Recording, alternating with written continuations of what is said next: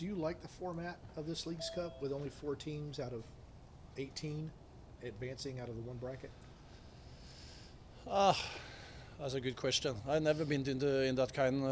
As I understand, it's a little bit similar to the Champions League in Europe now, or how they do it in Europe. But then it's of course much bigger chance to get into the playoffs. So, but I think it's okay because you can't have too many games either. And I like the format to play against international teams, and that we do that against the Mexicans. I think it's a tournament that give you something different, and you're learning also, and it's another trophy you can compete about. How important is it then, with only 4 teams, to get 3 points in this first match? That's very important, So we also we practice penalties also today. That's going to be important as well. So, if you get 2, then also can be a big difference between 1. So, but it's important, of course, when it's so few that you have to go for victory. How do you decide the penalty takers? Do y'all take data, or is it just going to be whoever's feeling it on the field? That's of course is what you see, how they feel. You can see who's comfortable doing it, who's not so comfortable, and the feeling inside the game is important as well, to feel who has a good game, who's not, who has used to be in these kind of situations. So that is something we will assess, but we have of course a thought before the game starts. Did you ever take a penalty in a game? Many times. And? Yeah, it's with a good percentage. I think I have 8 out of 10 or something. Oh, nice. Ronny, what do you think about the next rival, Necaxa? What is your thoughts about it? They're a good team, very energetic. They play a style that is man against man all over the place. They pushing and pressing and counter pressing, so the intensity will be high, and we have to match that and the physical battle. And Mexican teams know how to find a way to win games. We also have to match that, to when and deal with if they are try to drag out the time or whatever it is inside the games. So it's a good test for us.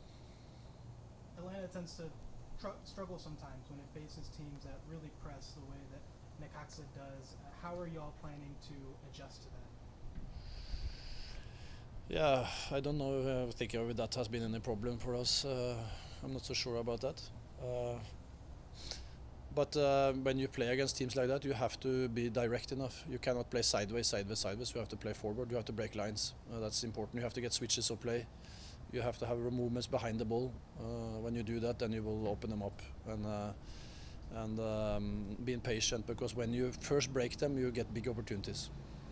So, with that answer, help me get the difference in these two things, because sometimes when y'all struggle in the second half, you say it's because y'all are playing too forward. You're not going sideways. You're playing too vertically. That's not what I'm saying. Okay, I say that we switch the play. I said you have to play forward to switch the play. Okay. But there is nobody that learns to get somewhere if you play sideways, then you stay on the same spot. Right. So you need to play forward, but there's two different. When you can't think about playing forwards to play long balls. That's to this play forward. There's also if I play here to you. Okay, That's gotcha. that's what a I was pass. trying to make sure. So you have to play in angles. Okay. That's important. But if if everybody coming against you, you have to turn them around. That is the thing. When things are more like organized in a different way with zone, then you have to step into zones. That's something. Yeah. But whatever we do, we have to switch the play. Okay. Because if you play straight, everybody they want you to get to a side, and then they want to keep you there. Right. Because they don't need to play. Right. They have to run. But if you get them to the other side and then move it again, then suddenly things will happen. But you don't do that without playing forward. Are you planning to use Wonder Fell for this Leagues Cup? Because we see he's on the roster for that. He's not.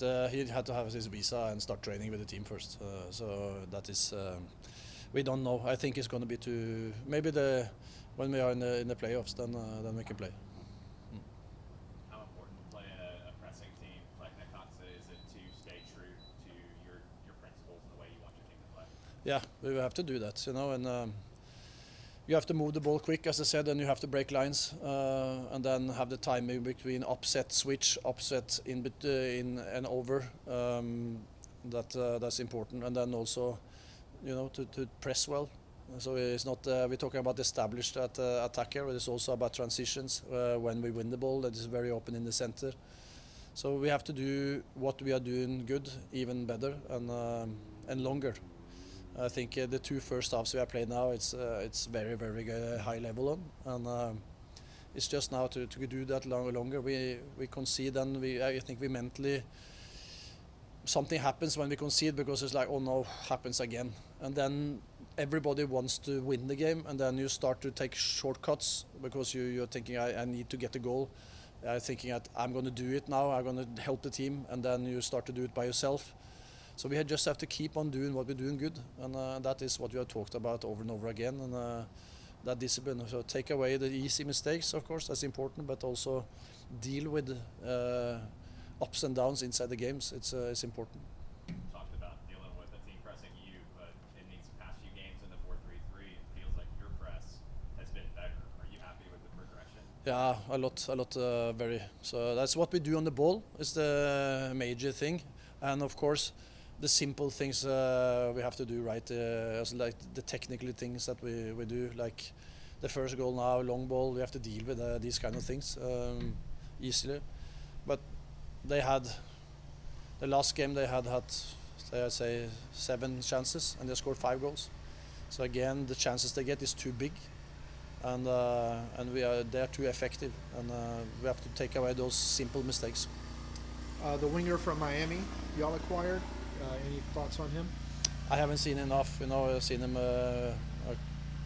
today, and we didn't train so much yesterday. So, but he is, Chris Novin, very good, and he's pacey, quick, working really hard. Fantastic team player, and will cause fullbacks trouble with his pace and his endurance. So. And he's young still, so it's something that we can develop. We want players that is willing and capable to do the work and have something extra quality. And for him, that's the speed and the work rate. How have you seen Brennan improve over the last 2 games where he's gotten a start there on the left side? I'm very happy with what he has performed. He, of course, many things he has to improve, but he does the simple things right. That means he's defensively in very good position. He works really hard. He attacks space all the time. He drags on first post in the crossing, open spaces for others. He gets chances himself. So that's what we want in a winger. So and he has skills. We have hit the post there. He's been involved in goal chances. So I'm excited about that. He's only 19, 20 years old and has the future in front of him. So he will be an important player for us in the future. Ronald Hernandez has started at right back the past couple of games, and from the look of it, it seems like he works very well with Miggy. Can you tell me about that partnership? They are best friends outside the pitch, and you can see that on the pitch as well, and they have a good connection. Ronny have a lot of passion, and that is his best position. Ronny is a fantastic guy, and he is loyal to the team, so he plays whatever position you put him to, like many of the others will do as well. But it's also a little bit unfair for him, because when he plays on the left back, that is not his real position, and then you often get more average as your performances. Now he can play on the place he's best with his right foot, and has a good relationship with Miggy, and that I think the best of him comes out. And at the same time, it's hard competition with Brooks there. So is a position that we have good options. So we need both of them going forward now. Can you comment a little bit about Steven Alzate? It's a rumor, but it's a player that you know, it's a player that you like for your system? I cannot comment on players that is not ours. Steven, I know, of course, he's a very good football player and a good guy, but I don't know how that is into here. All right. Thank you.